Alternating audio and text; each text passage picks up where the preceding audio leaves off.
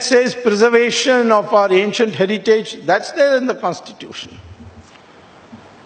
And yet, there is a new school which has emerged, which is telling us, particularly the Hindus, that you are being intolerant and you are being exclusive instead of inclusive. This country fought 800 years Islamic terror. Although Shivaji had Muslims in his army, so did Guru Gobind Singh, but they came as individuals. It was essentially a war between Hinduism and Islam. And the Islamic rulers made it absolutely clear. But the fight we never gave up. Iran was captured by Islam. When Iran was Zoroastrian, the Islamic forces went to Iran. It was called Persia in those days, conquered it. In 15 years, they converted 100% of the population of Iran to Islam. Neighboring country of Mesopotamia, Babylon, they conquered it in 17 years, they converted to 100% Islam. Egypt was conquered and Islam converted Egypt into 100% Islam in 21 years. The Christians conquered Europe and converted Europe into 100% Christian in 50 years. In India, 800 years of Islamic rule, 200 years of Christian rule, and yet we are 80% Hindu even today. But I also say that therefore today they are attacking us for what they call as intolerance. Hindu terror. But as far as Hindu terror is concerned, not one person has been able to say whether in the Vedas or in the Upanishads or in the Gita it says, kill people who don't believe what you believe. So how can you call it Hindu terror when they are not quoting from any Hindu scriptures? It's just a bunch of mad people who may be congressmen in disguise for all I know.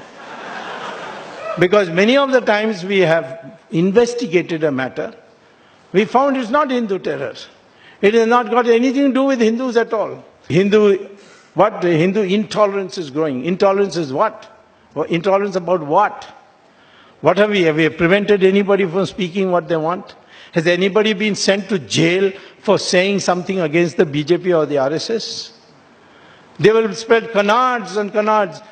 Mahatma Gandhi was killed by RSS. Which commission inquiry says that? Jawaharlal Nehru said it. But Jawaharlal Nehru is not the final authority. And most of the things that Jawaharlal Nehru said were on the instructions of Edwin Mountbatten. So therefore, today, don't feel put down by those who say intolerance, lack of inclusiveness. What lack of inclusiveness? We BJP people, we RSS people, we Vishwadharishta people, we are trying to bring people as much together as possible. Why did we win the 2014 election and why we are going to win the 2019 election, 2024 election? It's because we are uniting the Hindus. The Congress strategy from beginning was divide the Hindus on caste basis, language basis, regional basis, and unite the minorities. We decided the process of Hindutva, we will try to unite the Hindus. In that, we also found that there were sections of the minorities who are ready to come with us.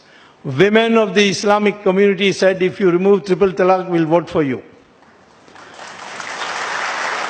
And Ram Janmabhoomi will be for Ram Temple.